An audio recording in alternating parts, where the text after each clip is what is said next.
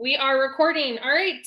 Hello, everybody. Welcome to Unit 1 for the National Invitational. My name is Christine Hull, and we have Lakeside Middle School from Washington here with us today. In a moment, I will have the judges introduce themselves, followed by the students, and then we will begin the hearing. Students will deliver a 4-minute prepared statement, followed by 8 minutes of judge questions. My microphone will be muted during the hearing, and I will hold up 1 minute and time signs. Okay, I suggest everyone use gallery view. The students have all been spotlighted so that they remain at the top of our screen. And at the conclusion of this hearing, judges will give brief feedback to the teams and then we will conclude. Judges, the floor is yours. Hello and welcome. My name is Glyptis Ann Grider-Jones. I am with the University of Louisville's McConnell Center. I'm Tim Moore from the Center for the Study of the American Constitution at the University of Wisconsin. And good afternoon, or I guess it's good morning still for you folks. My name is Alan Brodman. I am recently retired as a high school teacher from New Jersey who brought teams to the national competition. In fact, some of my students were bright enough to have won nationals. So looking forward to hearing from you folks. We are Team Adams. We represent Mr. Bannister's 7th period class. I'm Danica Ferris, and did you know that after the Boston Massacre in 1770, John Adams defended the British soldiers that shot at the American colonists in court?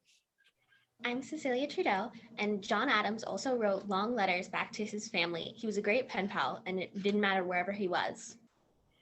I'm Reese Owen, and did you know that John Adams was the first president to live inside the White House?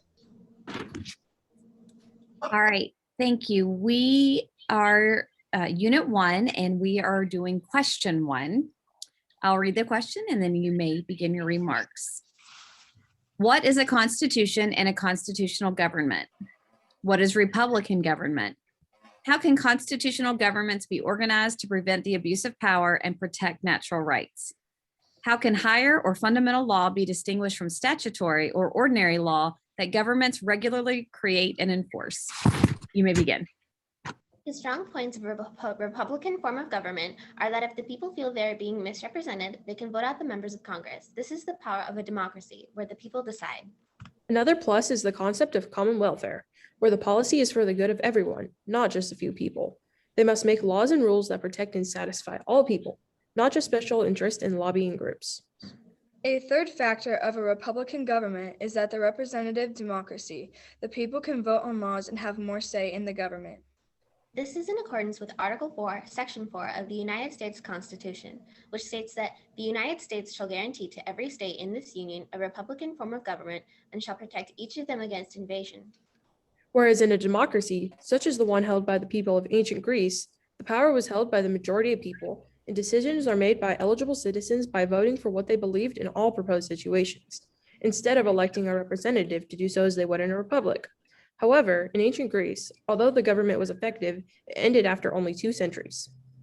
Constitutional governments can be organized to prevent the abuse of power and to protect the natural rights that were defined by John Locke as the right to life, liberty, and property to all people as part of the rights granted to all of human nature by a concept of government called separation of powers. Separation of powers is a system of government that was devised by a man named Charles Louis Montesquieu, who was an important French philosopher and politician, and which, according to Montesquieu, proposes that branches of government are separated into 3 groups to ensure that no person or group in or of government has enough power that they can disobey the higher law and therefore violate the rules. Thank you. These groups or branches of government are called the legislative, executive, and judicial. They are defined in Articles 1, 2, and 3 of the Constitution. Their jobs are respectively to judge and interpret the constitutionality of the laws, to enforce and implement penalties to those who violate the laws, and finally, to create laws and bills and to appropriate the money necessary to operate the government. In other words, the power rests in the hands of the people, and the people have the right to vote out their leaders or change the government if they so desire. Another way in which constitutional government can be organized to prevent abuse of power is the violation of natural rights is the system of checks and balances, which allows that no branch of government has too much power over the other branches. Each branch has methods to check the use of power of other branches and prevent tyranny by groups in government. The difference between statutory laws and ordinary laws is that statutory laws are written and based on the Constitution, while ordinary laws are written at a lower level than the Constitution, such as state laws. These are easier to change and are more common-based laws than constitutional statutory laws. Higher or fundamental laws can be distinguished from ordinary laws by 5 simple characteristics. The first characteristic is the basic rights to life, liberty, and property, which are also known as the natural rights devised by the English philosopher John Locke. The second one is that the government has the responsibility to protect those rights. Third is that there are limits to how people can use their powers in government, such as people in government cannot unfairly deprive a person of their freedom of speech, they cannot take a person's property without paying the person a fair price, and they must give all people a fair trial when accused of a crime. The fourth characteristic is the principle of a private domain. There are just some parts of a person's life that the government cannot interfere with. And the final characteristic is that a higher law can only be changed with the widespread consent of citizens. As constitutional as it gets, this concludes our presentation. Okay, thank you very much. So you talked a bit about this. I'd like to go into a bit more depth. You talked about this idea through checks and balances of the idea of limited government, that government's powers can and should be limited by the people and their representatives. Can you evaluate for me how good a job has our system done in achieving that idea of limited government? And if you'd like, you may give our system a grade like your teacher might give on one of your papers.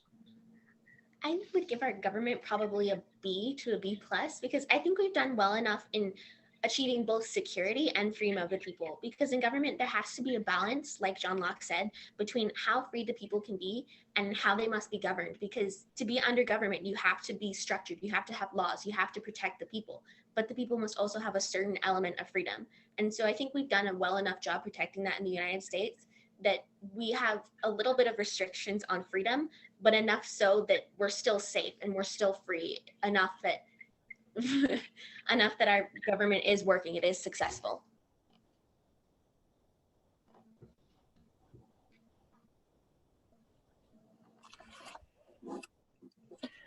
All right, I'll pose a question for you on unwritten constitutions.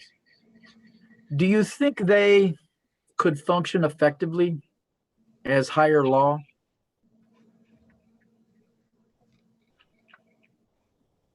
Can you rephrase the question, please? You think an unwritten constitution would be good higher law? I personally do not think that an unwritten constitution could be classified as good higher law, because the people could play a game of he said, she said, and just kind of pass around the ball like, well, they said I can go into the store and take what I want, but this person over here said that I need to pay you in money. So I don't think that it would work out. I would like to add on to what my colleague said, but I would like to disagree. I think that as long as there's a certain element of peace and order in the government, then a higher law can be unwritten as long as everybody knows what it is and everybody tries to follow it. And there may be a certain amount of chaos that would ensue if, like my colleague said, it's a game of he said, she said, but I think it could happen if we were in enough of an almost utopian society. I agree with my colleague Danica on this topic. Thank you. All right, thank you. Some people say that the United States is both a republic and a democracy. So it's both a republic and a democracy. Do you agree with that statement? You think it's an accurate statement? If so, why? Or why not? I would say I agree with that statement that it is both a democracy and a republic, because democracy is where the people, they vote for what they want, whereas in a republic, they have an elected representative voting for them in a way, kind of like with the Electoral College. And I feel like we've made a good way of merging the two together, where the people vote for the representative that they want, and then they send their votes into the representative.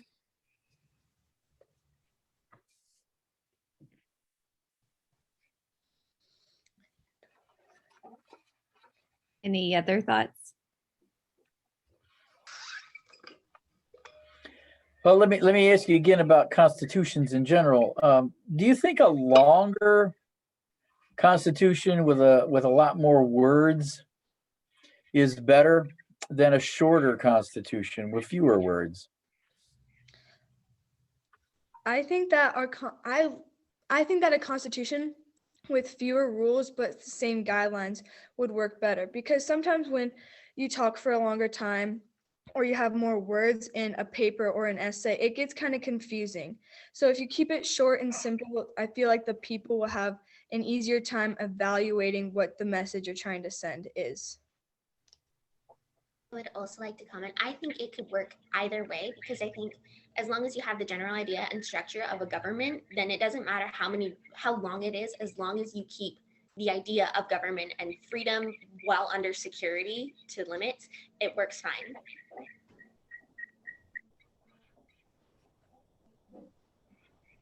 Okay. Talked about freedoms, and I'm going to take that and kind of transition it, if you will, to rights and rights protection. So I take it from what you're saying that it's important that we identify those rights. Yet our framers chose not to create a Bill of Rights in our Constitution. Did they make a mistake? I feel that they did make a mistake. I think it's important for the people to know what their rights are, and for other people to know what their limits on other people's rights are. And I think it was a mistake that they didn't think that was important enough to add onto our Constitution to design and frame our government, because it's very important, and it's how we run our nation. And part of how we run our nation is, I guess, based on how we use our rights and how we know our rights. I agree with my colleague, but I'd also like to add that when you don't add on, like say with the freedom of speech, you could say, well, it's my freedom to say what I want. But then other people can argue, well, you're hurting a group of people or these people with the things that you're saying. So I think if they did continue and like put limits and on what they were talking about, then it would be a lot clearer. Earlier, you all identified, sorry, Alan, were you? No, please, go ahead. Okay. Thank you. Sure. Earlier, you all identified, use a great example of a Greek democracy and sort of the failures there, and thinking about representative government. In your opinion, do you think representatives should reflect the will of the people, or do you think that they should vote on their own accord, on their own thoughts and values? Sorry, were you about to talk? Yes, no, go, please go. I was, but you can continue, Cecilia. Okay, thank you. I think it should be sort of a balance between it, because, well, we elect people as a democracy, well, as a representative democracy, we elect people to lead us in government. And so we're electing them for what they believe, sort of, and to make decisions for us. And so, yes, it should be, I guess, both that we elect them for what they believe and their ability to vote on their own, but I think we should also elect them by ourselves for what we believe, if that makes any sense. I agree with Cecilia. I think that because we elect our representatives, and I think we should have faith in our representatives, but I also think that they need to take our thoughts into consideration and on what we want with our government. Thank you. So at this time, we will now offer feedback. Again, I want to thank you all for your statements. in your preparations going in. Alan or Tim, you want to offer feedback first? Yeah, I thought you did a nice job of making some of the connections with the first part, or the direct portion of your response. And it's always difficult. There's a lot of stuff that needs to get addressed. Okay, and 4 minutes is a lot smaller than most people think when they start to look at it. So I think you did a good job there. I think you had an opportunity on my question to kind of expand on that. And I realize it's the first one. Sometimes that can be a little daunting, but I think I would have liked to see a bit more discussion of that. You got into that with some of the other questions, and I thought that was well done. And the other thing I would point out is the more support, specific examples that you can give, the better it strengthens, or the more it strengthens your response. So nice job, guys. Thank you very much. Yeah, I think you did a couple nice things, and in your opening statements, you made the argument that a critical part, and we haven't heard much about this today, is there's this private domain, that it's off limits. Governments, it's just off limits. And I thought that was a nice commentary that you had. Also, I'm intrigued by this notion that unwritten constitutions would be great if we had a utopian world. That's worth. I would love to have a couple follow-ups based on that alone. So I think that's an interesting insight. So I got to think about that a little bit. That linkage of maybe it's naive to assume that customs will be able to rein us in, but I think a strength of your overall presentation is this idea that you've articulated. There's a balance between security and liberty. That came up in various iterations throughout this last 15 minutes, and I think that was a strength of this presentation. But to Alan's point, I think a few more pieces of evidence I would recommend. But a couple of nice things here, and I've enjoyed talking with you. Also, echo what Tim said. I think a major strength of your presentation in the opening statement and in your responses was that there's always a tension, there's always a balance, and you highlighted that back and forth. And I think that nuance illustrates your understanding of some of the concepts here at play. So really appreciate that was a major focal point. Encourage you all to take full advantage of that opening. Use the full 4 minutes at the opening. Pepper in as many examples as you can there in that opening statement, because that's your time to show everything that you've been studying and preparing for. So always take advantage as best you can there in that opening statement, and continue to wrestle with these really big ideas. These are big, difficult concepts. And as you move forward, just continue to use more examples and think through. And again, with that idea of balance, I thought that was a really nice point of your presentation. So thank you and good luck as you all move forward.